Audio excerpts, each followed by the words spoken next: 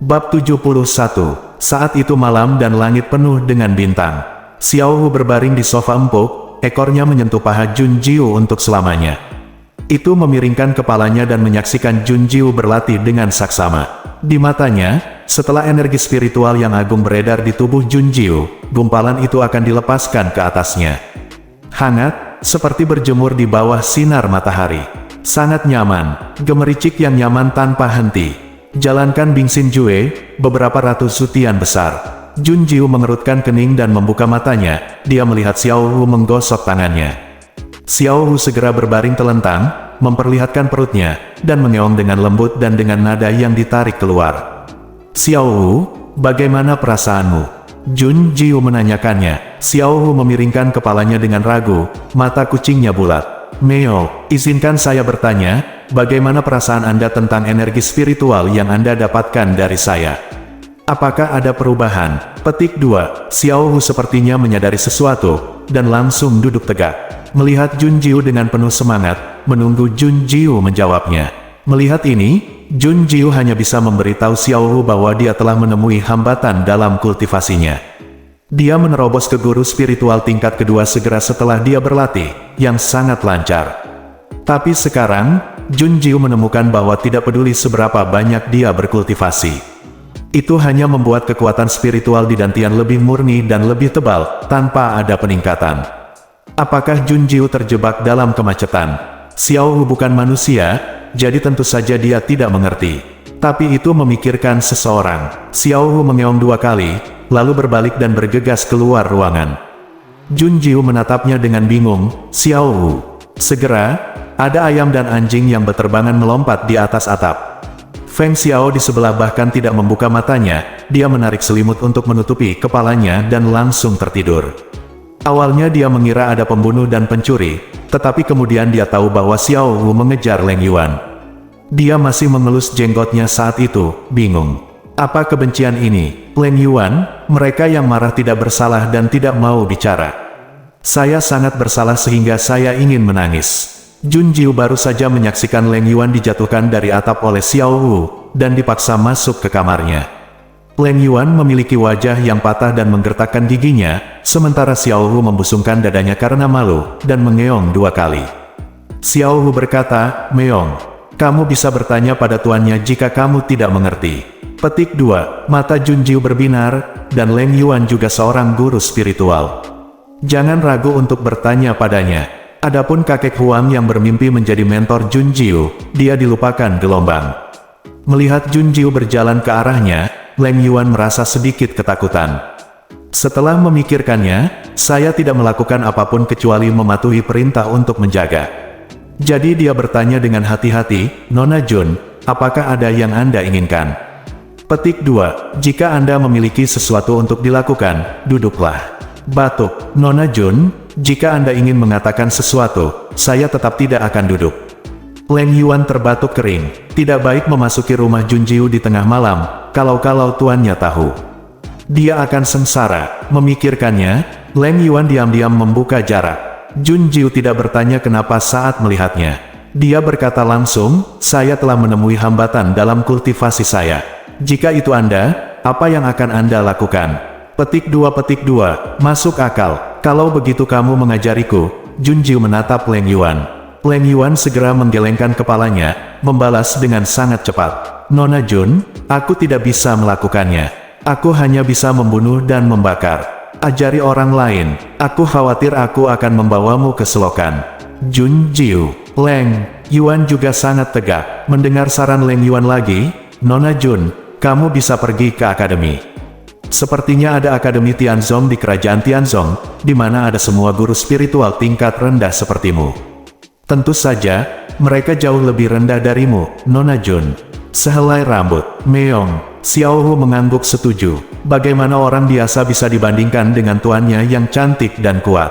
Tapi Master pergi ke Tianzong Yuan untuk belajar, sepertinya cukup bagus.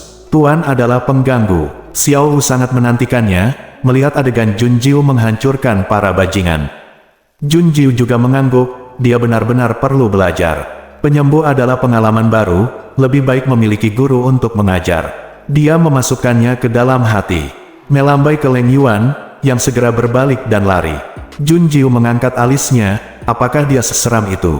Leng Yuan ingin mengatakan, Jun Jiu menakutkan, tetapi tuannya bahkan lebih menakutkan. Dia tidak ingin memprovokasi posesif tuannya yang mendominasi. Mengingat nasib para idiot yang menentang hukum di masa lalu, Leng Yuan menelan ludahnya. Setelah Jun Jiu tahu bahwa dia akan belajar di Tianzong Yuan, dia menghentikan kultivasinya untuk sementara. Tertidur, Xiao Wugong menyelipkan dirinya ke dalam selimut dan tidur di samping Jun Jiu.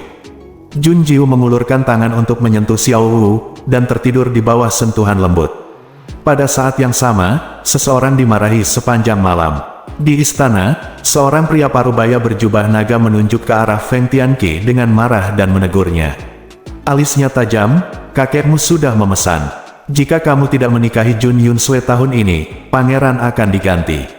Petik 2. Ayah. Feng Tianqi tertegun. Feng Xiao sebenarnya ingin menghapuskan Jun Jiu sebagai putra mahkota. Dia adalah cucu Feng Xiao, Jun Jiu hanyalah orang luar. Mengapa? Melihat keengganan dan kemarahan Feng Tianqi, Kaisar mendengus dingin. Kamu adalah pangeran, tetapi dunia ini mungkin bukan milikmu. Selama kakekmu ada di sini, dia akan memiliki keputusan akhir. Alih-alih tidak mau, kamu harus memikirkan bagaimana cara menyenangkan kakekmu. Untuk menyenangkan kakek, Kaisar menikah dengan Jun Yunsue hanya akan membuat Kaisar semakin membenci anak-anaknya. Petik 2. Kamu ingin menikah dengan Jun Jiu. Ekspresi Kaisar seolah-olah dia telah melihat hantu. Sebagai Kaisar, dia secara alami tahu apa yang dilakukan Jun Jiu di rumah Jun. Dia juga tahu bahwa Feng Tianqi diejek secara menyedihkan, dan jika itu menyebar ke seluruh negeri hari ini, tidak ada yang akan tahu. Putra mahkotanya, Feng Tianqi, berkata, tidak. Dia juga dibenci karena jelek. Semuanya seperti ini, namun Feng Tianqi masih tidak menyerah. Ingin menikah dengan Jun Jiu. Ambisi melintas di mata Feng Tianqi, dia menatap Kaisar. Dia berkata, Ayah, tidakkah Anda ingin kakek Huang tinggal dan melindungi kerajaan Tianzong kita? Selama saya menikah dengan Jun Jiu, kakek Huang akan tetap tinggal. Kerajaan Tianzong saya bahkan lebih megah. Negara lain tidak berani mengambil keputusan. Bagaimana kamu menikah dengan Jun Jiu? Ayah, seorang wanita selalu ingin menjadi suami dan anak. Dia kuat sekarang, dan dia sedang menunggu untuk menjadi pelayan. Tidakkah kamu ingin patuh mendengarkan pelayanmu? Feng Tianqi tersenyum sinis. Mendengar suara Feng Tianqi, Kaisar tersentak. Feng Tianqi sebenarnya menginginkannya. Feng Tianqi berkata lagi, Ayah, saya tahu bahwa saya tidak dapat bertemu Jun Jiu sekarang. Jadi saya ingin meminta ayah saya untuk mengirim surat kepada kakek Huang, mengatakan bahwa Tianzong Yuan akan segera merekrut siswa. Jun Jiu adalah seorang apoteker, jadi dia harus memasuki studi Tianzong Yuan. Pada saat itu, jika kakek Huang tidak berada di sisi Jun Jiu, saya akan memiliki kesempatan. Kaisar tercengang dan ingin memarahi Feng Tianqi. Aku bahkan tidak tahu bahasa apa yang digunakan untuk memarahi. Tetapi pada saat yang sama, dia juga tergerak oleh bujukan Feng Tianqi, seorang guru spiritual tingkat ke-7, tinggal di kerajaan Tianzong dan bepergian ke luar negeri. Pencegahan ke dunia luar benar-benar berbeda. Kaisar tahu bahwa hanya Jun Jiu yang bisa membiarkan Kaisar Agung tetap tinggal. Melihat Kaisar goyah, senyum Feng Tianqi semakin dalam. Jun Jiu, dia pasti akan menang. Feng Tianqi telah mengetahui bahwa Jun Jiu adalah permaisurinya, dan Jun Yunsue adalah selir kekaisaran. Yang satu permaisuri dan yang lainnya cantik, dia menginginkan keduanya. Bab 72. Saat fajar menyingsing, Jun Jiu bangun untuk membuat alkimia. Hari ini adalah hari ketika dia menyerahkan pil Ken kepada Yun Chongjin, dan Yun Chongjin serta Yun Qiao akan datang untuk mengambilnya di sore hari. Pil yang dia ambil untuk dilelang semuanya adalah yang paling sederhana. Tetapi bagi orang-orang kerajaan Tianzong, itu masih yang terbaik. Begitu mulai dijual, semua orang menjarahnya. Yun Chongjin tampak seperti pria yang anggun, tetapi sebenarnya dia adalah seorang pengusaha yang licik. Dia dengan ketat mengontrol jumlah pil dan memasarkannya saat kelaparan. Paling banyak 5 pil dijual sekaligus. Sulit menemukan $1.000 untuk mendapatkan ramuan Jun Jiu. Sekarang eliksir yang disuling oleh Jun Jiu dapat diantri untuk dijual hingga 3 tahun kemudian. Pada saat alkimia selesai, hari sudah siang. Jun Jiu dengan santai mengambil sebotol ramuan. Keluar, taruh jus obat di depan Feng Xiao. Feng Xiao melihat ramuan itu, wajahnya gemetar. Tai Sang Huang, yang telah membunuh ribuan musuh dengan ganas, sebenarnya menunjukkan ketakutan di matanya saat ini. Dia membuka mulutnya, "Xiao Jiu, kakek Huang merasa jauh lebih baik. Bisakah kamu berhenti minum hari ini?" Petik 2. Tidak. Jun Jiu duduk berhadapan dengan Feng Xiao. Jari-jari halus dan lembut mengetuk meja dengan lembut, cukup berirama. Dia hanya melihat Feng Xiao seperti ini, membuat hati Feng Xiao berdebar. Pada akhirnya, dia hanya bisa mengertakkan gigi dan menelan ramuan itu dalam sekali teguk. Melihat Feng Xiao selesai minum, dia menunjukkan ekspresi ganas. Sudut mulut Jun Jiu sedikit melengkung, porsi hari ini sudah siap. Istirahat 1 jam dan mandi obat. Petik 2. Oke, kata Feng Xiao dengan lelah. Sudah 7 hari sejak saya berjanji untuk merawatnya. Feng Xiao tidak pernah mempertanyakan pengaturan Jun Jiu, kecuali obat yang harus diminumnya setiap hari. Pahit, Feng Xiao lebih suka minum racun. Dan setelah minum, saya tidak bisa makan sama sekali, jadi saya hanya bisa minum bubur saat lapar. Baru pada saat inilah Feng Xiao menyadari mengapa begitu banyak orang takut pada alkemis. Minum obat benar-benar menyakitkan. Dia telah menjadi tentara sepanjang hidupnya, dan dia tidak takut berdarah dan terluka. Berlutut pada ramuan ini sekarang, segenggam air mata pahit. Setelah menelan sepanci air untuk menekan rasanya, Feng Xiao memberikan Jun Jiu amplop di tangannya. "Xiao Jiu, lihat ini." "Apa ini?" "Surat rekomendasi dari Tianzong Yuan. Kaisar menulisnya untukmu secara pribadi. Kamu adalah seorang apoteker dan guru spiritual tingkat 2. Kamu harus pergi ke Tianzong Yuan untuk belajar. Ada banyak orang seumuran denganmu, dan kamu bisa juga berteman," kata Feng Xiao. Dia menghela nafas dalam hatinya, jika putra kaisar tidak mengirim surat. Dia melupakannya. Melihat Jun Jiu lagi, Feng Xiao tersenyum ramah. "Xiao Jiu, pergi dan belajar keras. Kakek Huang akan menemanimu juga. Apakah kamu juga pergi?" Feng Xiao mengangguk. "Iya, kakek Huang mengkhawatirkanmu. Xiao Jiu, lihatlah betapa tampannya dirimu, bagaimana jika anak nakal mencoba mendapatkan idemu. Kakek Huang akan menjagamu. Lagi pula, lelaki tua di Tianzong Yuan telah memohon kakek Huang untuk menjadi seorang guru." Melihat Feng Xiao, tampang angkuh. Orang tua dari halaman Tianzong yang dia sebutkan tampaknya memiliki hubungan yang baik dengannya. Melihat amplop di tangannya, Jun Jiu merenung.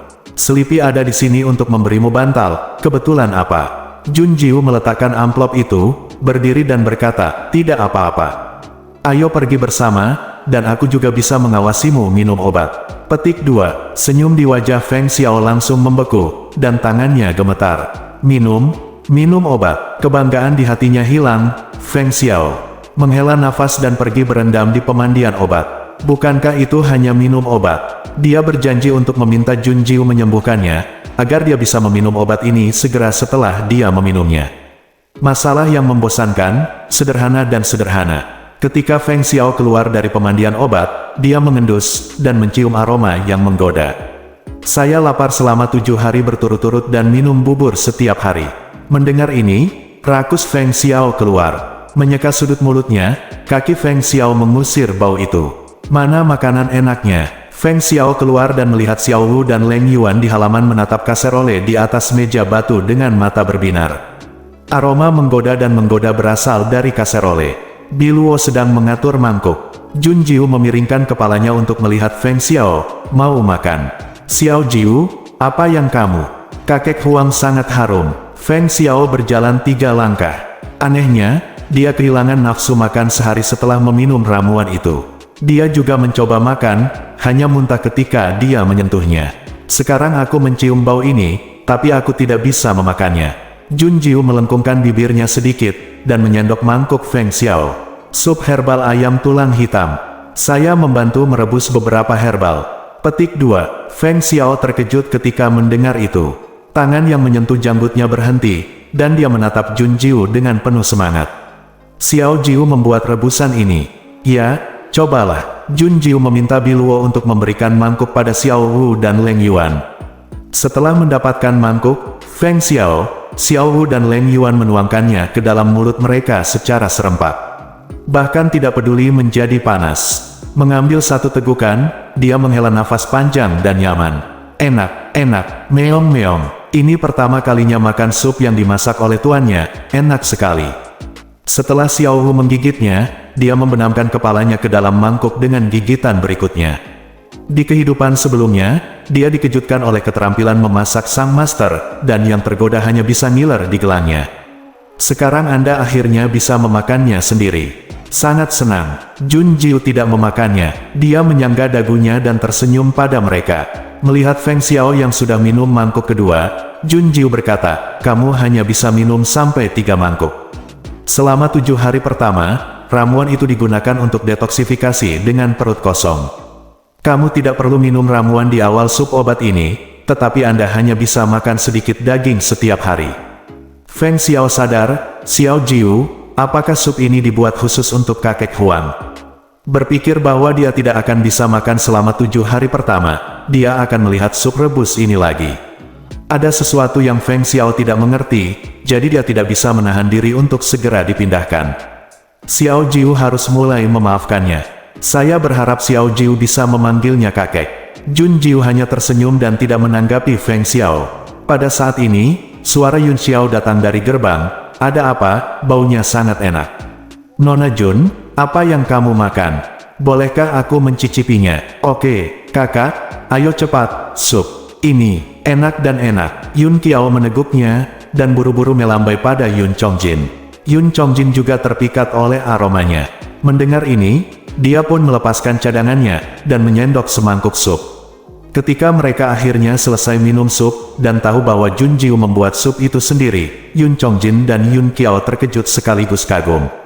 Ternyata Jun Jiu tidak hanya pandai alkimia, tapi juga rebusannya sangat enak. Sudah lebih dari setengah jam setelah sup selesai, Jun Jiu meminta Biluo mengeluarkan ramuan itu dan memberikannya pada Yun Chongjin. Ini adalah ramuan terakhir untuk saat ini. Lain kali, waktunya belum ditentukan, Nona Jun. Apakah Anda memiliki sesuatu untuk dilakukan? Tanya Yun Qiao. Jun Jiu mengangguk. Aku akan pergi ke Tianzongyuan. Nona Jun, apakah kamu akan pergi ke Tianzongyuan? Itu bagus, aku juga akan pergi, dan sekarang aku bisa bersamamu, Nona Jun. Yun Qiao sangat bersemangat, dia meminum pil Nuansin Yiki Jun Jiu, dan dia dalam keadaan sehat. Itu juga Yun Chongjin yang setuju untuk pergi ke Tianzongyuan. Awalnya, dia masih memikirkan untuk dipisahkan dari Jun Jiu. Sekarang mengetahui bahwa Jun Jiu juga akan pergi, Yun Qiao sangat senang. Senyum di wajahnya tidak bisa disembunyikan. Feng Xiao meliriknya, dan bel alarm berbunyi. Segera mendengus dingin. Anak laki-laki dari keluarga Yun, mengapa kamu bersemangat? Orang tua ini juga pergi. Apakah kamu pikir kamu dan Xiao Jiu adalah satu-satunya yang bersama? Yun Qiao menatap tuan yang tidak marah dan sok setelah itu, meletakkan mangkuk sup. Senyum itu membeku. Bab 73, Nona Jun Jiu akan pergi ke Tianzongyuan. Jun Jiu berbalik saat mendengar suara itu, dan melihat Yun Chongjin berdiri di belakangnya. Wen Ya tersenyum ringan dan menatapnya dengan tenang. Sekarang Feng Xiao menatap Yun Qiao dengan sikap yang mengesankan. Yun Qiao bahkan tidak berani mencarinya. Jadi untuk sementara, tidak ada yang akan mengganggu mereka. Jun Jiu mengatupkan bibirnya dan berkata, apa yang Tuan Muda Yun ingin katakan? Ada orang berkeliaran dan menonton. Ada kaisar tertinggi sekarang, tidak perlu khawatir tentang keselamatan Nona Jun Jiu. Tapi Anda tidak bisa hanya berpikir itu aman. Mata Yun Chongjin tenang dan dalam. Dia juga berkata, ayo pergi ke Tianzongyuan. Wanita tertua dari keluarga Jun dan pangeran juga ada di sana, dan mereka pasti akan menyerang Nona Jun Jiu. Biarkan mereka datang. Yun Chongjin sedikit terpana dengan kata-kata Jun Jiu.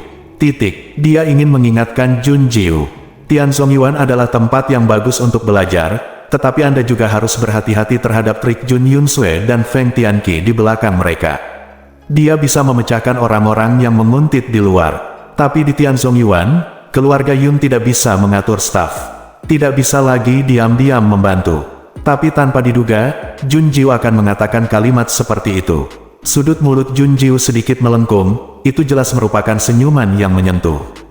Tapi itu membuat orang merasa berbulu di belakang. Mata dinginnya tajam dan kejam. Niat membunuh tidak terlihat, tetapi tidak bisa diabaikan. Jun Jiu berkata, Tuan Muda Yun tahu akhir dari keluarga Jun. Akhir dari keluarga Jun. Tidak akan lama lagi keluarga Jun akan menghilang dari kerajaan Tianzong. Itu akan hilang sama sekali. Kata-kata Jun Jiu tidak benar, hanya bercanda. Yun Chongjin tidak bisa menahan diri dan menatap Feng Xiao. Saat ini, Feng Xiao sedang menatap Yun Qiao untuk diperiksa. Kata-kata Jun Jiu terdengar lagi di telinganya. Kematian keluarga Jun, aku akan melakukannya sendiri. Petik 2. His. Yun Chongjin kembali menatap Jun Jiu dengan ngeri dan heran. Dia mendengar dengan benar sekarang, Jun Jiu berkata bahwa dia akan menghancurkan keluarga Jun. Dengan dia sendirian, apakah dia akan menghancurkan salah satu dari dua keluarga besar kerajaan Tianzong? Apa, kamu tidak percaya? Jun Jiu mengangkat alisnya dan menatap Yun Chongjin. Yun Chongjin tanpa sadar menggelengkan kepalanya. Ketika dia sadar kembali, pikiran menetap di matanya. Yun Chongjin mengerutkan bibirnya sedikit, dan berkata, aku percaya pada Nona Jun Jiu. Hanya saja itu tidak mudah. Tidak sulit menghancurkan keluarga Jun, itu tergantung kapan aku melakukannya. Petik 2. Yun Chongjin tertegun lagi. Betapa mendominasi, arogan, lancang, kesombongan dalam kata-kata dan postur yang sulit diatur tidak ada bandingannya. Yun Chongjin merasa bisa mengatakan hal seperti itu. Hanya ada Jun Jiu sendiri. Jika itu keluar, siapa yang akan percaya? Tapi dia mempercayainya. Taksin Jun Jiu bisa melakukannya. Jika orang lain tidak bisa, dia bisa. Melihat Jun Jiu, jantung Yun Chongjin berdenyut. Jun Jiu, Yun Chongjin, kamu tidak akan menyesali kerja sama kita. Hanya akan ada satu keluarga di kerajaan Tianzong, dan itu adalah keluarga Yun kamu. Tiba-tiba menabrak mata Jun Jiu, hati Yun Chongjin bergetar. Dia menggerakkan sudut mulutnya dan mengangguk. Oke, aku, Yun Chongjin, juga bisa bersumpah atas nama keluarga Yun bahwa apapun yang Nona Jun Jiu butuhkan, aku akan melakukannya. Petik 2. Oke, Jun Jiu menggerakkan bibirnya, tersenyum liar. Dia terbakar seperti api, dan cantik dan mendominasi seperti bunga mawar. Sulit untuk mengalihkan pandanganku dari tubuh Jun Jiu, dan aku tidak bisa menahan detak jantungku. Namun Yun Chongjin mengerti bahwa Jun Jiu tidak akan terjebak oleh urusan pribadi. Setidaknya, orang itu bukan dia. Bukan saudaranya yang konyol yang terjun langsung. Jun Jiu tiba-tiba berkata, tikus berkeliaran di luar pintu, terima kasih telah merawatnya. Sama-sama, Yun Chongjin linglung, jadi dia tahu dia melakukannya. Yun Chongjin mengambil ramuan itu dan kembali duduk di gerbong, dia perlahan menenangkan emosinya. Emosi yang berdenyut di matanya berangsur-angsur menghilang. Melihat ke bawah ke kotak obat di tangannya yang diperlakukan seperti harta karun, Yun Chongjin mengerutkan bibirnya.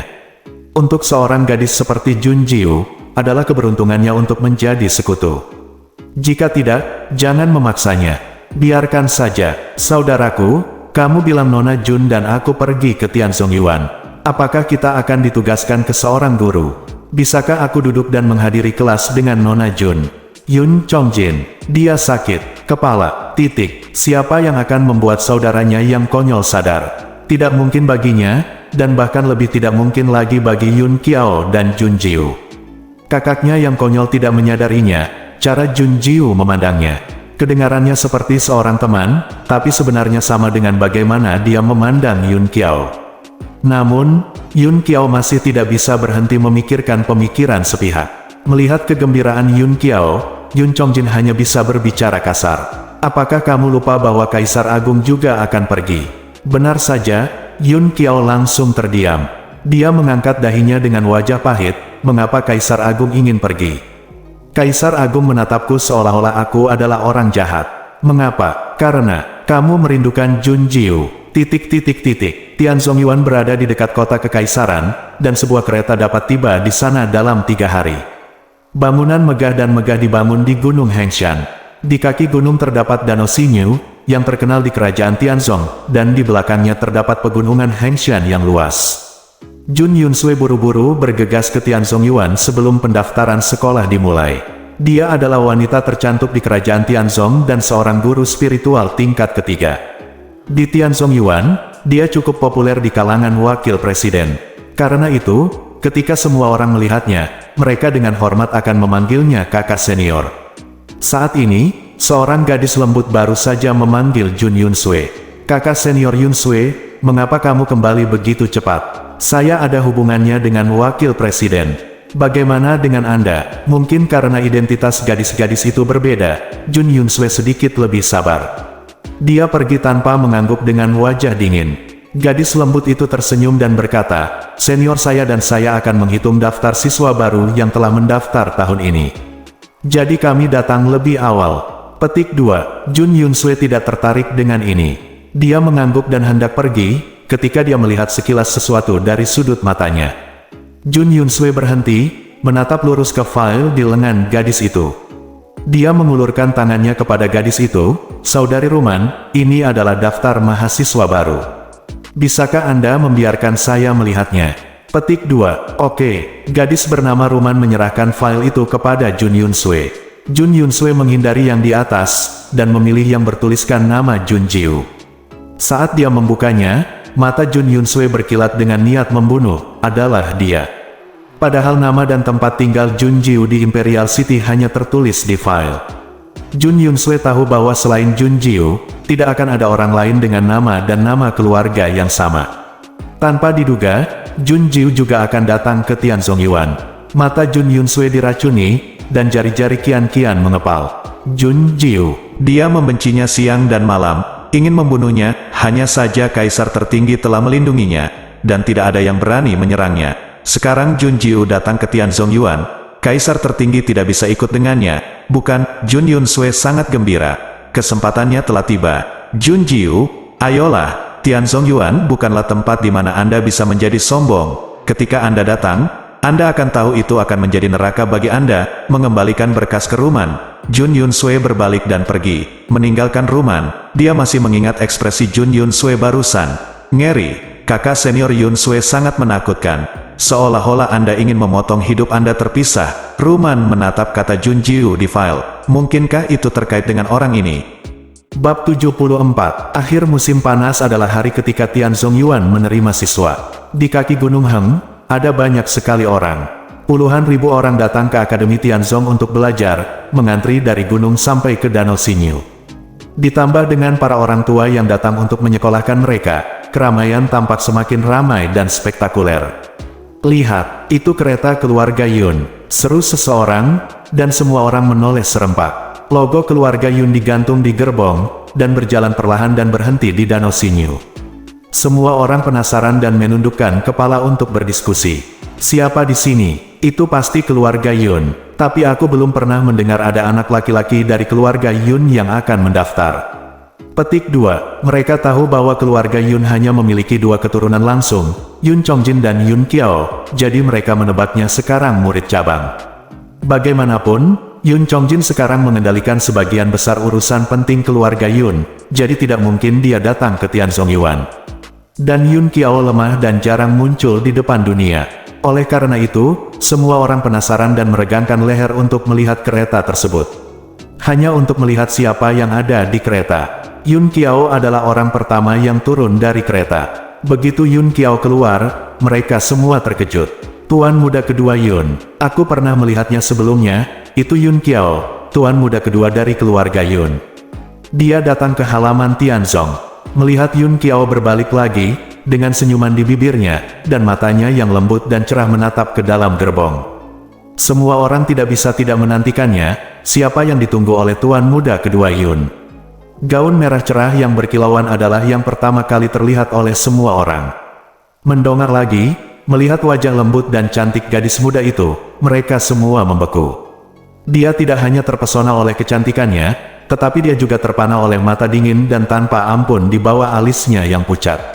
Dengan hanya satu pandangan, aku menahan napas. Kencangkan tubuh Anda, merasa takut untuk sementara waktu. Sungguh aura yang berbahaya. Siapa dia? Mengapa Anda turun dari gerbong Yun? Di belakang Jun Jiu, Xiao Hu melompat keluar. Melompat ke pelukan Jun Jiu, mendengkur dan bergesekan satu sama lain. Yun Qiao tersenyum dan berkata, Nona Jun, ini adalah Danau Xinyu. Di atasnya adalah halaman Tianzong. Mari kita berjalan-jalan di sekitar danau dulu. Atau langsung ke halaman Tianzong. Jun Jiu berkata dengan ringan, pergi ke Tianzong Yuan dulu. Oke, Nona Jun, lewat sini gelombang. Semua orang melihat Yun Qiao memimpin Jun Jiu melintasi antrian panjang dan berjalan langsung. Tidak bisa menahan rasa iri. Yun Qiao adalah putra kedua dari keluarga Yun, jadi dia tidak perlu mengantri sesuai aturan, dan dia bisa mendaftar terlebih dahulu. Gadis di sebelahnya, bermarga Jun. Mau tak mau menebak, mungkinkah itu keluarga Jun? Tapi bagaimanapun mereka menebak, mereka tidak bisa menebak identitas Jun Jiu. Tempat untuk mendaftar ada di gerbang Tianzongyuan. Orang-orang berbaris dalam 3 baris dan menunggu. Begitu Yun Qiao dan Jun Jiu tiba, beberapa murid segera mendaftar untuk mereka satu persatu. Yun Qiao baru saja selesai mendaftar, dan ketika giliran Jun Jiu, sebuah kecelakaan terjadi.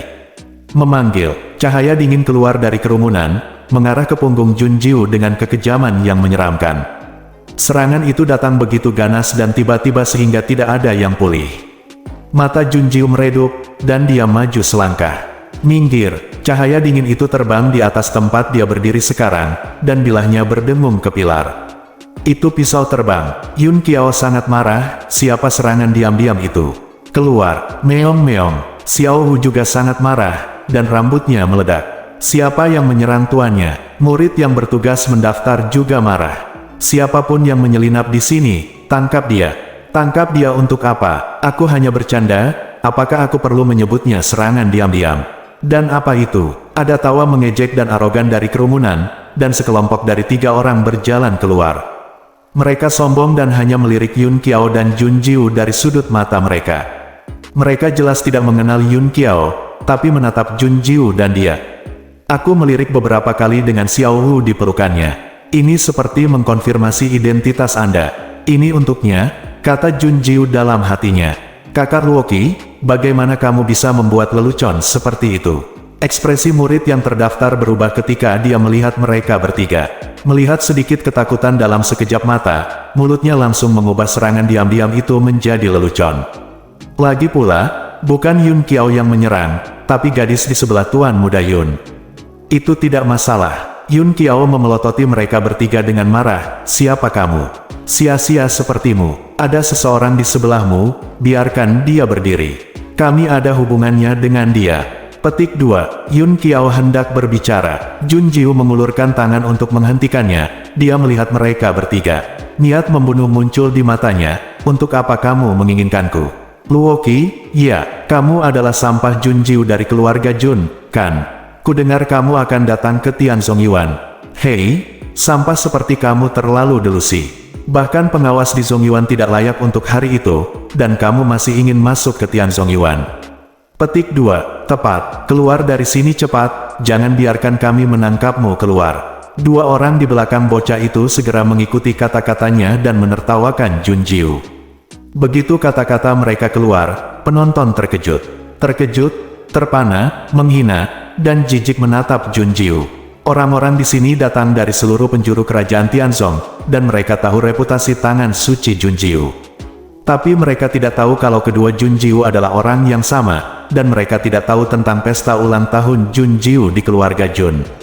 Untuk sementara, semua orang berdiskusi dan berbisik. Mata Yun Qiao memerah karena marah. Dia akan mengungkapkan identitasnya, tapi Jun Jiu berbicara di depannya. Suara itu dingin dan acuh tak acuh, siapa yang menembak tadi? Mata dingin yang sama tertuju pada mereka bertiga. Ketika dia melihatnya, mereka semua merasa kedinginan di belakang punggung mereka. Segera tersadar kembali, pikirnya dalam hati, apa yang ditakuti sampah ini?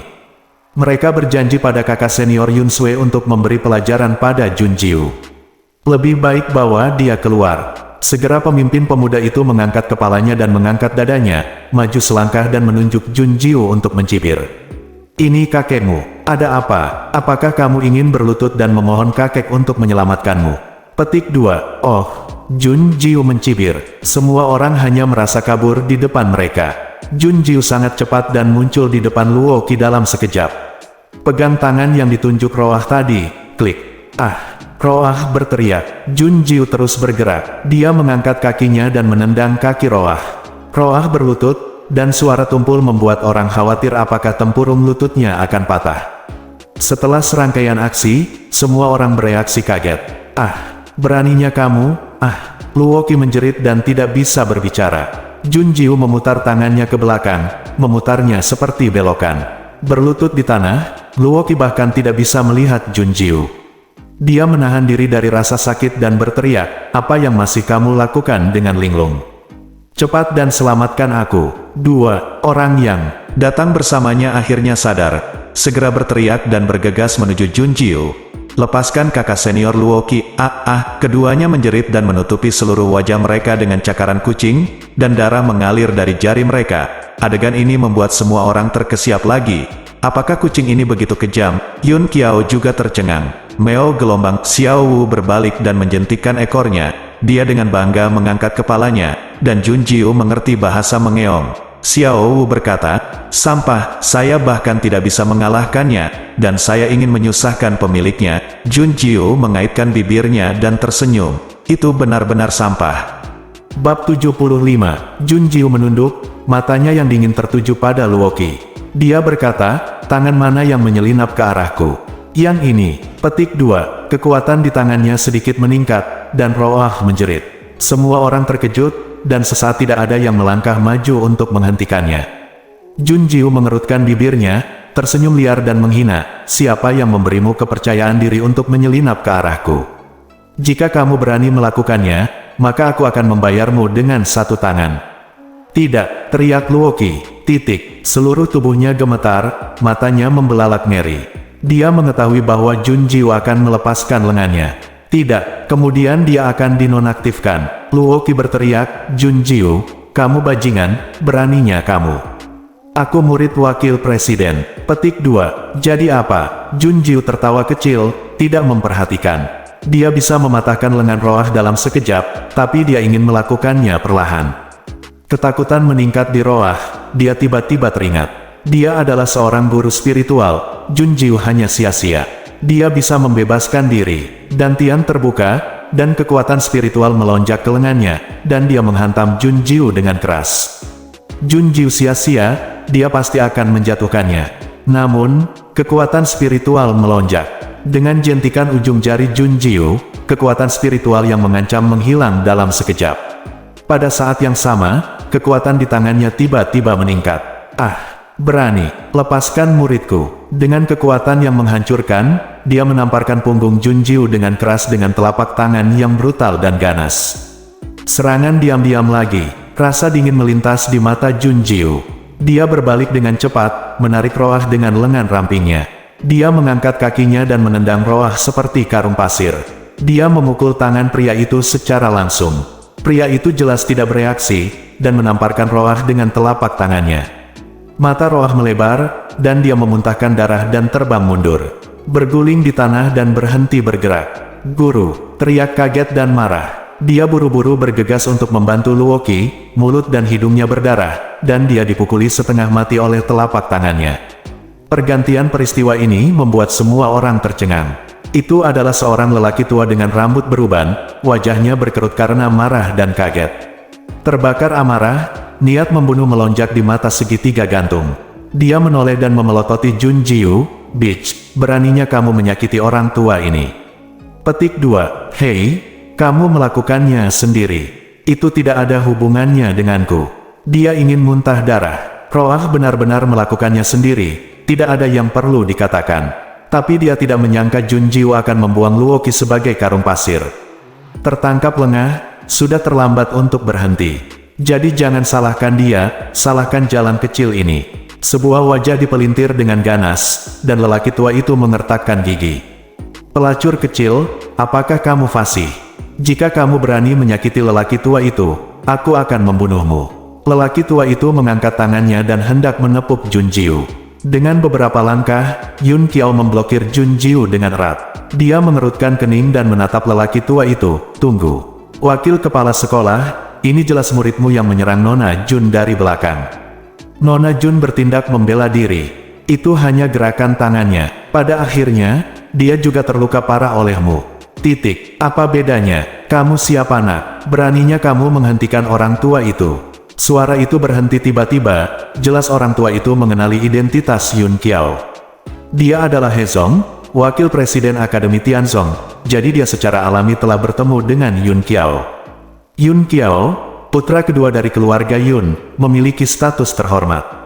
Dia bisa membunuh orang lain sesuka hati, memperlakukan hidup mereka tidak berharga. Tapi dia belum bisa mendekati Yun Qiao, dan menjadi musuh keluarga Yun, salah satu dari dua keluarga besar.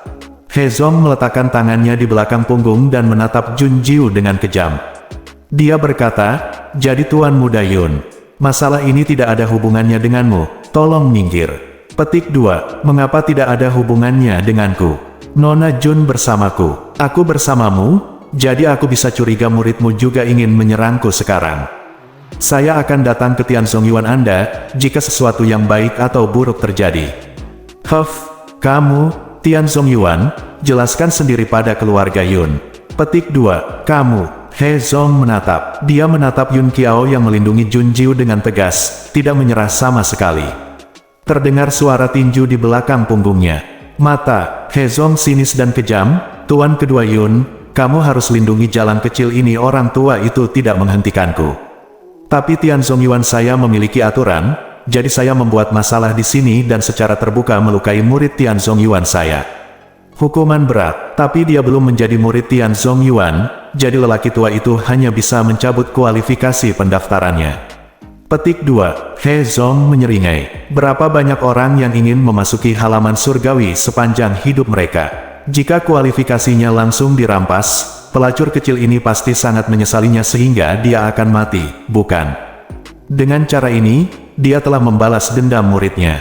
Yun Qiao terkejut. Bagaimana bisa? Ini jelas serangan diam-diamnya dulu. Salah. Nona Jun benar. Petik 2, Yun Qiao. Jun Jiu memanggilnya dengan ringan. Yun Qiao menoleh. Ekspresi panik dan marah menjadi tenang ketika dia melihat mata Jun Jiu. Kemarahannya masih ada, tapi kepanikannya hilang. Dia melihat Jun Jiu melewatinya, lengan terlipat tersenyum sembarangan. Dia menatap He Zong dan berkata, "Bukankah dia wakil presiden Tianzong Yuan? Apakah kamu buta?" Petik 2, apa yang kamu katakan, jalan kecil? He Zong sangat marah. Muridmu menyerangku dan melukai orang dengan pisau terbang. Semua orang melihatnya. Tidak ada perbedaan antara benar dan salah, hitam dan putih, bukankah kamu buta? Untuk menghilangkan kualifikasi saya di sini, dapatkah saya memahami bahwa halaman Tianzong adalah tempat di mana Anda menutupi langit dengan tangan Anda, dan keinginan egois serta kebencian melebihi aturan? Petik 2, kamu. Petik 2, jika demikian, tidak masalah jika Anda tidak pergi ke Tianzong Yuan, agar tidak membuang waktu saya. Kata-kata Jun Jiu memicu lautan yang bergejolak. Semua orang menatapnya dengan kaget, dan kemudian menatap He Zong dengan keraguan di mata mereka. Tidak peduli bagaimana Anda melihatnya, Jun Jiu adalah korban serangan mendadak. Luo Qi adalah terluka parah oleh He Zong sendiri ya, tidak adil menghilangkan kualifikasi Jun Jiu seperti ini. Melihat kemarahan orang banyak meningkat, He Zong menatap dan berteriak, "Apa yang kamu gumamkan?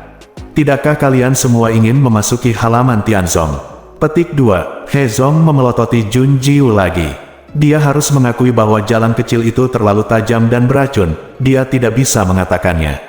Dengan memutar matanya, He Zong punya ide. Menunjuk Luo Qi, dia berkata dengan sedih, "Pelacur kecil, kamu melukai muridku dan melumpuhkan tangan kanannya. Bagaimana dia bisa menjadi penyembuh dengan tangannya seperti ini? Jika dia tidak bisa disembuhkan, dia akan cacat selamanya. Kamu metodenya sangat kejam, lelaki tua itu melakukannya demi surga. Keamanan para murid halaman, bagaimana mereka bisa menjadi teman sekelas dengan orang yang kejam sepertimu?" Semua orang tercengang, bagaimana mereka bisa mengatakan hal seperti itu? Benda, dimaafkan secara paksa, tepuk tangan. Jun Jiu benar-benar bertepuk tangan dan mengangguk. Masuk akal. Tapi bahkan tangan yang terputus tidak bisa disembuhkan. Tianzong Yuanmu terlalu tidak berguna, kan? Setelah selesai berbicara, Jun Jiu berjalan menuju Luo Qi. He Zong berteriak, "Apa yang kamu lakukan? Jalan kecil, apa yang kamu takutkan? Apakah kamu masih takut aku akan membunuh muridmu?" Jun Jiu balas mencibir. Untuk sesaat, wajah He Zong menjadi merah, putih dan biru. Seperti palet, dia melihat Jun Jiu Ban berjongkok dan meraih tangan kanan Luo Qi. Apakah ini untuk mengobati Roach? He Zong tertawa terbahak-bahak. Benar saja, dia menyesal dan takut didiskualifikasi olehnya. Jadi dia ingin menyembuhkan Luo Qi untuk menyelamatkannya. Dia pikir dia siapa? Ahli alkimia? Konyol. Saat ini, terdengar bunyi klik. Roach terbangun sambil berteriak kesakitan. Dia memuntahkan seteguk darah lagi di bawah luka serius, dan membuka matanya untuk melihat Jun Jiu berguling dan merangkak ketakutan. Jangan datang ke sini. Bersambung.